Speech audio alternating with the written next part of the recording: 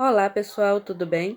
E hoje, dia 31 de julho, nós fazemos memória a Santo Inácio de Loyola.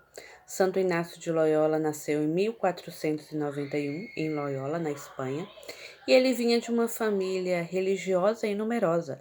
Eram 12 irmãos, sendo ele o mais novo, e aos 14 anos ele recebeu o direito à tonsura, que era uma cerimônia religiosa em que o bispo fazia um corte no cabelo do ordinando, o iniciando como primeiro sinal em caminho à ordem, ao sacramento da ordem. Porém, ele decidiu que ele não tinha vocação, né? Acreditou que não tinha vocação para a vida no clero, e ele decidiu tornar-se militar.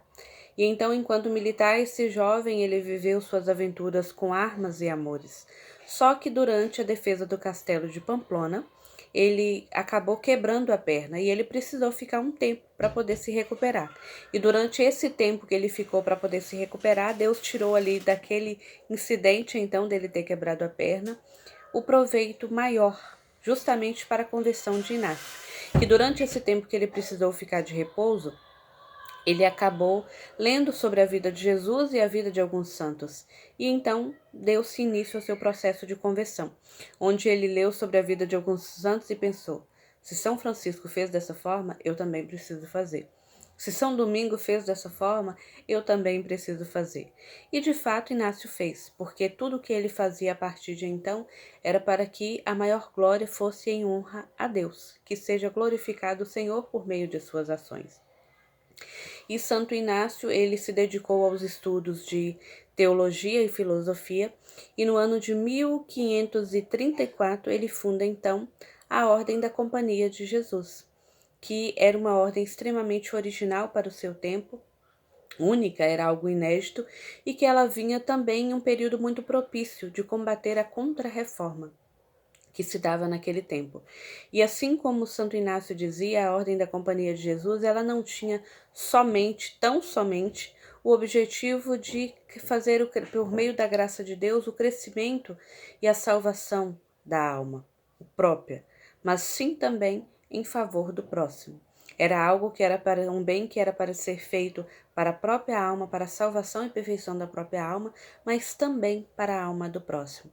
E Santo Inácio ele morreu no ano de 1556 e ele nos deixa um grande legado, justamente sobre olhar para os santos, sobre aquilo que nós devemos adquirir para a nossa vida. Ele se tornou um eremita e a partir disso, das suas vivências e exercícios espirituais, ele encontrou o bem para si, mas também o bem para o próximo. E ele foi vendo e olhando para a vida dos santos, e a partir dali, a partir de ler sobre a vida de Jesus Cristo, que é o fundamento da igreja, então ele percebe que ele não pode mais continuar sendo o mesmo. E conta-se que quando ele tomou essa decisão de viver assim como os santos que ele tinha lido, assim como ele leu sobre a vida de Jesus, ele fincou a sua espada aos pés da imagem de Nossa Senhora de Montserrat. Então, que nós possamos pedir a intercessão de Santo Inácio de Loyola, que de todas as adversidades que acontecem na nossa vida, nós possamos confiar e pedir que o sobrenatural de Deus aconteça. Porque Deus não permite que aconteça na nossa vida o mal, se dali ele não tirasse um bem muito maior. O mal não vem de Deus, mas tudo o que acontece nessa terra necessita ter a permissão de Deus e ele respeita o nosso livre-arbítrio. Mas em todas as situações existe um propósito de Deus. Que eu e você possamos estar entregues à ação transformadora do Espírito Santo.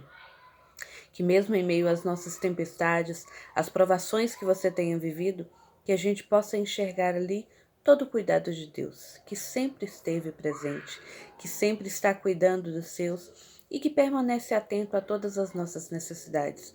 Muitas vezes ele não dá aquilo que nós pedimos, mas sim aquilo que nós precisamos. Então, no dia de hoje, que nós possamos pedir: Santo Inácio de Loyola, intercedei por nós.